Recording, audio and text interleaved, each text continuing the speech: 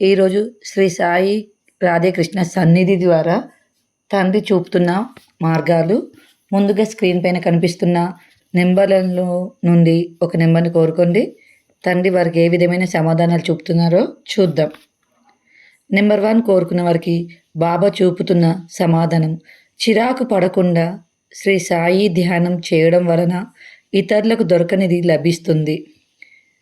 మీరు ఏది కావాలని కోరుకుంటున్నారో ఆ విషయంలో దొరుకుతుందా దొరకదా అని చిరాకు పడకుండా తండ్రి ధ్యానం చేయడం వలన దొరుకుతుందని తండ్రి సమాధానం ఇచ్చారండి.